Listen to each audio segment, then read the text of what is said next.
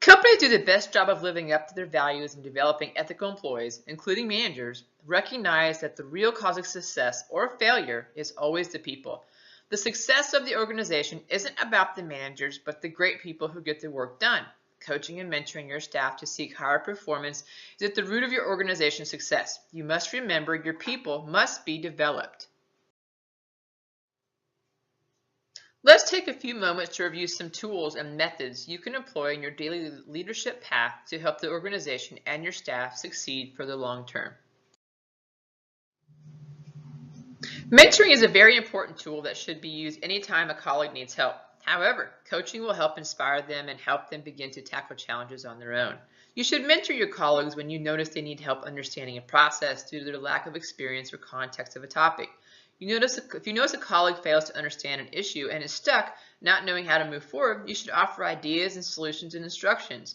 As a coach, you need to help develop your colleagues, though, by pushing them to create their own thinking processes and ability to self-challenge. With coaching, your colleagues will not only develop the ability to solve one problem, but enable the individual to think smarter in any context, therein boosting their productivity in the long term.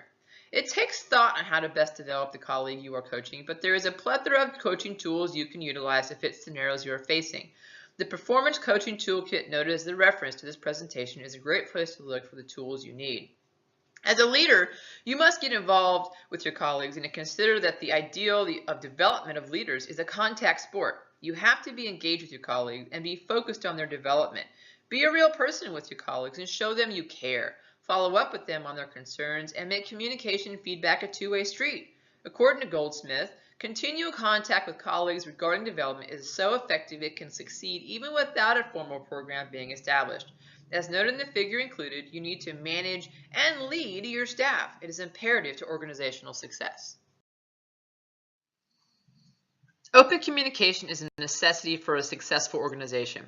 You need to take feedback very seriously. Ensure it effectively aids staff in becoming more dynamic and focused on the future. Organizations traditionally use a 360-degree feedback approach, wherein feedback is given to subordinates by explaining how they currently stand within expectation parameters and provide examples of why they are appraised at a given level. However, getting staff to be receptive to this type of static feedback is typically a challenge because staff see their feedback sessions as being negative and focus on past mistakes and failures.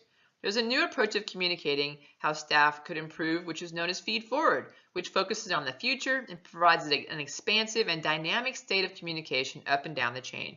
Participants select behaviors they would like to change, and a random selection of fellow participants will provide suggestions on how that behavior could be accomplished differently for the future.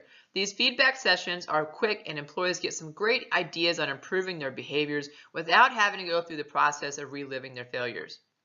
Quality communication across up and down your organization is imperative to future successes. While the traditional way of doing feedback may work for some, giving this new method a try may breathe some new life into your organization. Having confidence in your abilities and performance is a great asset to have and oftentimes leads to a successful life. However, as Goldsmith noted, almost everyone he met that was successful were oftentimes successful in spite of some behavior that defied common sense. This is mainly due to the fact that once people achieve success, they have the fault in believing that all they do breeds success, when the truth is, we all have faults that could be improved upon. Belief in one's own successes can actually prevent people from changing their ways and reaching their max potential, because successful people focus on the successes and none of their failures.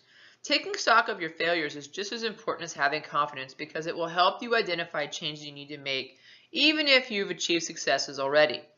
Goldsmith touted a list of 21 bad workplace habits that individuals can self-reflect on to initiate a cleansing of sorts, both in themselves and in colleagues that they can help mentor and coach towards improvement. If you have identified an employee that has specific problem areas that they need to improve upon, then you need to select a coaching tool that will be appropriate for the situation. Tool selection will depend on your level of comfortableness with mentoring and coaching and the employee's problem area. Then you'll want to create a detailed plan for the coaching and mentoring of that individual. You want to include a timeline, a certain strategy, and certain goals. Having a plan in place will help you and the employee stay on track to reach a higher performance level. See the included step-of-flow chart as just one example of a tool that you can use for your coaching and mentoring needs. The reality is there's no easy answer. Real change requires real effort. The quick fix methods are seldom meaningful fixes that go to the distance. You must understand distractions and competing responses are going to happen that will draw you away from your focus that you need to have on coaching and mentoring. But you need to maintain your focus on this important part of your leadership role. Coaches must have the courage to tell the truth up front. Challenging your staff to excel, but also show them how to be leaders is what will make the real difference, both in the organization and in the lives of those that you lead.